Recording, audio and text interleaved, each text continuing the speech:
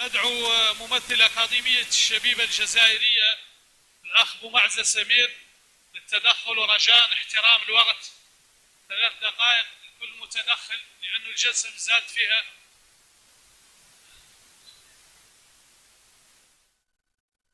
بوعزي سمير رئيس أكاديمية الشباب الجزائري.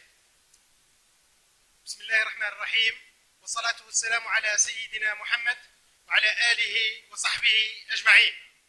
وبعد، سيدي فخامة رئيس الجمهورية الصحراوية العربية الصحراوية، سيدي دولة الحكومة، السيدات والسادة أصحاب المعالي، السيدات والسادة أعضاء ومناضلي اتحاد شباب الساقية الحمراء ووادي الذهب، السيدات والسادة المتعاطفين والمتضامنين مع الشعب الصحراوي الشقيق من مختلف الدول العالم، السيدات والسادة ممثلي مختلف وسائل الإعلام، السلام عليكم ورحمة الله.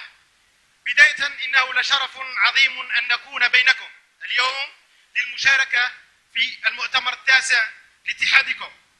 بهذه المناسبة السعيدة يشرفني أن أنقل إليكم التحيات والتهاني الحارة لأعضاء ومناضلي أكاديمية الشباب الجزائري خاصة وعموم الشباب والشعب الجزائري عامة، ويسعدني أن أمثلهم وأتقاسم معكم هذه اللحظات الرائعة بينكم وأنقل نيابة عنهم لكم مشاعرهم القلبية الصادقة وتضامنهم التام مع قضية الشعب الصحراوي الأبي وقيادته ومنظماته الجماهيرية. إن هذا المؤتمر وما يتضمنه من نشاطات يشكل نقطة تحول في تاريخ الشعب الصحراوي وشبابه، والذي ما فتئ يناضل دون هواده من أجل استرجاع سيادته فوق أرضه، ولقد برهن ذلك خلال السنوات الأخيرة على مدى صبره وتجنده في الدفاع عن قضيته العادلة، وعن مدى تعلقه بالحرية والكرامة وأمله في تحقيق عيش كريم ضمن جيرانه. إن الشعب الصحراوي كبقية الشعوب له الحق الكامل في تقرير مصيره بنفسه بعيدا عن الحسابات السياسية الضيقة للعدو ومناوراته، وله الحق الكامل في ضمان حقوقه المشروعة وفي مقدمتها حقه في الحياة وفي العيش الكريم طبقا لما تنص عليه المواثيق الدولية. إن استمرار الصراع في الصحراء الغربية والتماطل والتقصير في إيجاد حل ناجع لهذه القضية بإحلال القرارات الدولية محل التنفيذ من شأنه أن يديم مأساة أشقائنا الصحراويين ويطيل في عمر الأزمة التي تكرس بكل أسف همجية المستعمر وتعنته وتؤخر أهلنا عن اللحاق بركب التنمية والتطور وتؤخر فرص التعاون بين شعوب وشباب المنطقة. وقد بات واضحا للعيان أن الصراع الدائم بين المغرب والشعب الصحراوي بقيادته الشرعية الرشيدة هو من صلاحيات الأمم المتحدة ومجلس الأمن اللذان يمثلان الشرعية الدولية، وتقع على عاتقهما مسؤولية دعم الشعب الصحراوي ومساعدته والأخذ بيده لممارسة حقه في تقرير مصيره بنفسه عملا وطبقا لما ورد في المواثيق الدولية والقوانين الدولية والأممية وتصفية الاستعمار في القارة الإفريقية. إننا نحن كشباب جزائري وكأكاديمية الشباب الجزائري سنبقى أوفياء لمبادئ الجزائر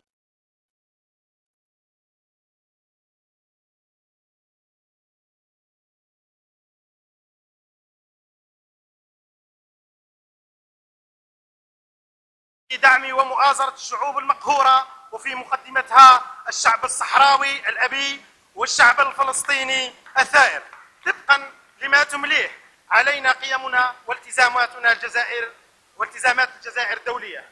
سنتواصل إفريقيا وعربيا ومتوسطيا ودوليا عبر اليابسة والبحر، وستكون لدينا مسؤوليات الدفاع عن كل التواقين للحرية من نير الاستثمار وخاصة الشعب الصحراوي، ونسهم في رسالة تحرير الشعوب المقهورة.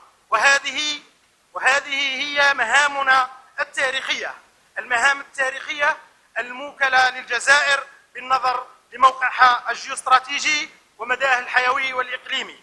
فكونوا واثقين أننا سنكون معكم في صف واحد لخوض قمار المستقبل برصد رؤية نسقية تفرز وعيا استشرافيا في المنطقة لتسفيه أحلام الطامعين، من إغراق المنطقة بكل أنواع المخدرات والمهلوسات، لتغييب وعي الشباب وعزله عن التفكير في بناء ذاته وتقزيم حجمه ومحايدته حتى لا يسهم في أداء دوره الحقيقي والفعلي من أجل بناء دولة قوية وإقليمية. فالبطولة اليوم تقتضي منا نحن الجزائريون أن نمد أجسامنا جسورا.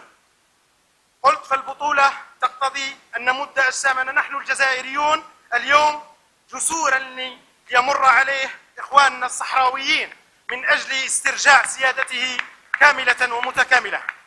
إنه في الأخير يجب أن أقف أيضا وقفة تنديد للقرارات الصبيانية التي ما فتئت أن تصدرها القوى العظمى، وخاصة الولايات المتحدة الأمريكية في قرارها الأخير من طرف رئيسها ترامب، وجعل القدس عاصمة أبدية كما يقول للكيان الصهيوني الذي لا نعترف به لا اليوم ولا غدا ولا مستقبلا، ونظل نعترف بأن القدس الشريف هي العاصمة الأزلية والأبدية لفلسطين، ونعتبر أيضا أن استقلالنا استرجاع سيادتنا ما زال لم يتم ما دام لم تسترجع سيادة الشعب الصحراوي وما دام لم تسترجع سيادة الشعب الفلسطيني. والسلام عليكم ورحمة الله.